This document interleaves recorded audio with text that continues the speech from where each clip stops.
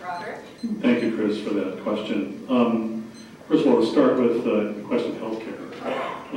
We don't fund retiree healthcare. It is a decision that was made decades ago by previous town councils. That is a huge liability for many cities. Thankfully, it's not one that the town actually has to deal with. They call that OPEB, other than pension employee benefits. We don't have OPEB, and that's a good thing. The fact is that our $5.2 million current unfunded liability is, compared to many cities with billion-dollar problems, quite manageable. And I think we will be able to manage it over the long run. And in fact, in 2008, when I was initially on the council, we used some palace money and eliminated our side fund at that time. We had a $1.4 to $1.5 million side fund unfunded liability. We decided to get rid of it then, and at that point we had no unfunded liability.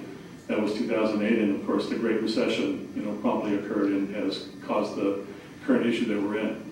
And the fact is that right now there is a case pending before the California Supreme Court, and it arises from Marin County, where the First Appellate Court of Appeal in San Francisco, basically going against a number of previous court decisions dating back to the 30s and 40s, said that those decisions don't actually lock in and give pensioners or municipal employees an ironclad right to necessarily receive a full pension or a pension based upon their last 3 years of salary, what have you.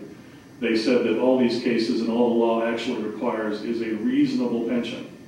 That decision came down a couple of years ago. I read it at the time and I said, that's going to the California Supreme Court, and that's where it is right now. It's the expected decision in the next year or so. If the California Supreme Court affirms that decision, that will open up everything to renegotiation.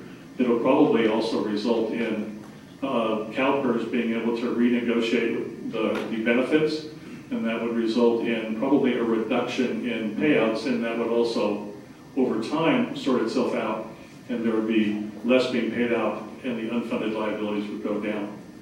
I think if I'm on the council, we'd want to wait a few months to see what happens to that. If that case comes down, then that would be the right way to go. Now, with respect to the 401k conversion, that can't happen. As Mr. McClure said, it's about a $47, $48 million at this point in time termination payment.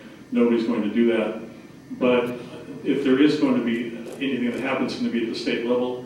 And legislatively, I've been talking for years about a two-tier system where you would have a current CalPERS annuitants with a defined benefit, and we could have a two-tier and start with new employees with a 401k, and that would be, from a fiscal perspective, a lot more manageable for